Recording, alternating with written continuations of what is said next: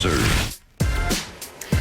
morning, everyone. Welcome to First Things First. Jenna Wild, smile. We're starting the show.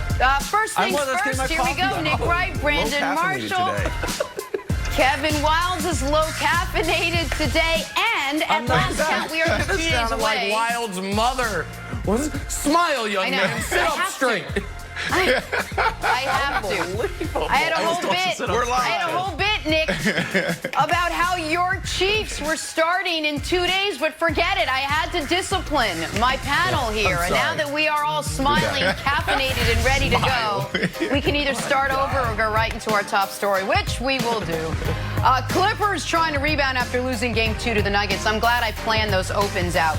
It didn't look great when they were trailing by 9 early in the fourth quarter. I'm talking about the Clippers. But what did we say all week? We said they needed both Paul George and Kawhi Leonard to show up, and that they did. Clippers went on a game-changing 14-4 run after that. PG finished with a game-high 32. Kawhi Leonard went 23, 13, and 6. And the LA Clippers hang on to take a 2-1 series lead. But, Nick, let's focus on that deciding fourth quarter. What did it tell you about this series? Yeah, listen, this is a brutal loss for the Nuggets. We talked about it yesterday. The Clippers had lost 11 games in a row when trailing by more than 4 entering the fourth. That was the scenario yesterday. The Nuggets extended that to a 7-point lead in the fourth, and then they got super tight late. And I know you mentioned Kawhi's overall stat line, but this is the second straight game where Kawhi was brutal in the fourth quarter. After going 0 in Game 2, he was 1 of 7 in Game 3. You've got to take advantage of that if you're Denver. And Jokic was good throughout, but quieted down late. Jamal Murray was bad throughout and was passive late, and all of a sudden, good God, that's Jerry Grant's music. And he's taking your 3 biggest shots of the game in succession in a row. And I understand that's how the Nuggets offense has been working. It's kind of egalitarian. If you're open, shoot. And Jerry Grant was not scared of the moment. Jeremy Grant, pardon me, Jerry's his brother.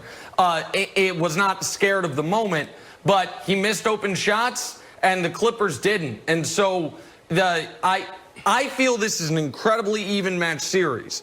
I think we have seen that throughout, but a game like last night is a game the Nuggets need to win. And Brandon, I want to give you credit, because when the entire world was elevating Jamal Murray to super duper star status, you pointed out, listen, the 4 best games of this guy's career have come in the last week. Let's see if he can extend it. Since then, 5 games, he's had 1 good one. He's averaging 17 points on 36% from the field. If Jamal Murray, Brandon, was just decent last night instead of bad, the Nuggets are up 2-1 despite how great Paul George was. But Jamal Murray wasn't there, and the Nuggets, to me, squandered a very winnable game.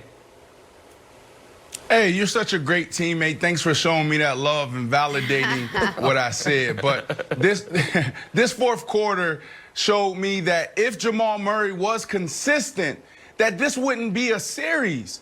The first game of the series, Jamal Murray, he didn't have his legs. We knew that coming in. Yep. The second game, he did a good job.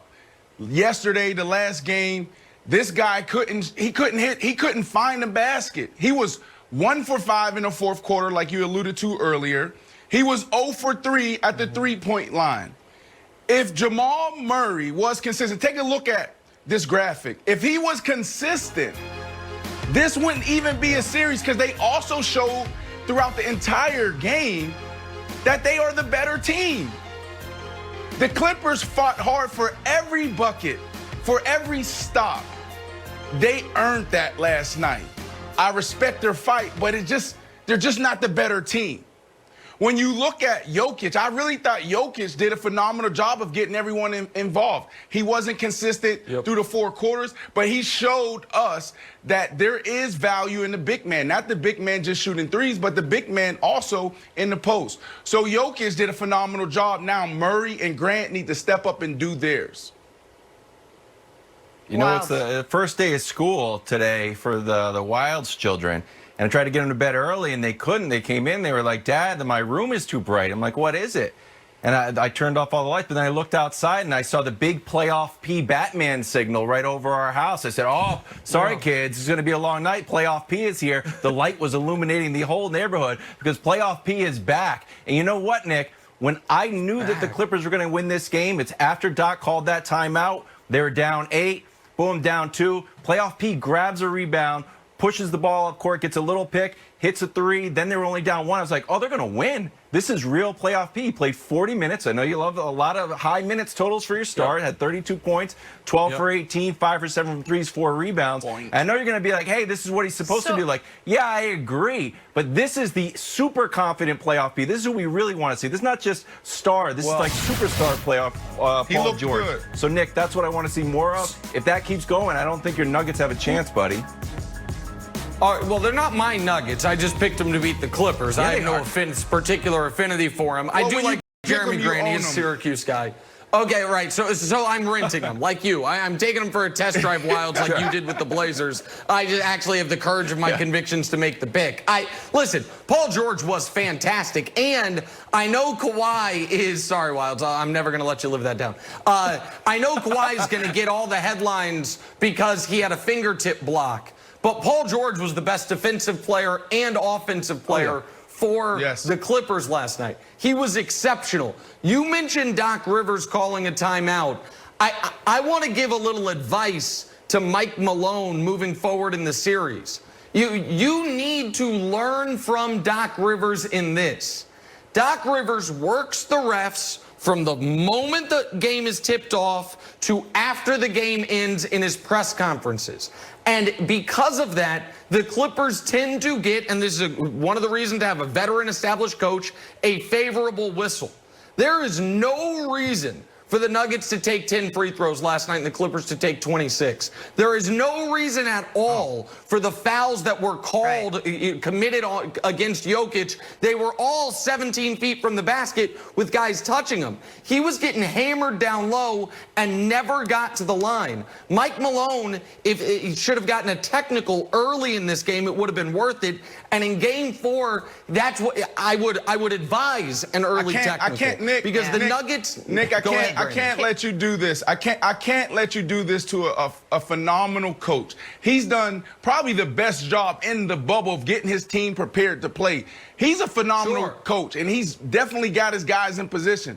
It's not his fault that these guys went 5 for 14, 5 for 17, Grant and Murray. If these guys hit half of their shots, it's not a series. Mike Malone need to do exactly what he's done to get him to this point. Don't change it up. So, Nick, I've now listened to all of you go back and forth. Was last night's game more about what the Clippers did in the fourth quarter or what the Denver Nuggets couldn't do because of Jamal Murray? Which one was it, Nick? Well, no. I mean, listen, the Clippers imposed their will defensively late, but the Nuggets still got shots they like. I mean, Jeremy Grant... Those are shots that in round 1 he was making. He just didn't make last night. The Clippers needed to lock down defensively. And listen, here's the thing that's very odd about the Clippers defensively. For stretches of games, like the end of the first half last night, which shout out to our friend Chuck. He pointed it out at halftime on the broadcast. He was exactly right. That's where the game flipped when a 12-point lead went to a 2-point lead. And in the final moments of the fourth quarter last night, the Clippers defense was exceptional.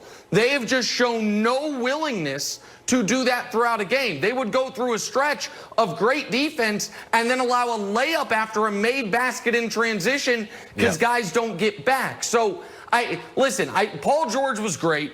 Kawhi had that one great defensive play and another rough second half. And the second best player on the Nuggets was terrible. So to me, it's a cornucopia of reasons, if you would, Jenna. But in my opinion, this series was always going 7. I think through 3 games.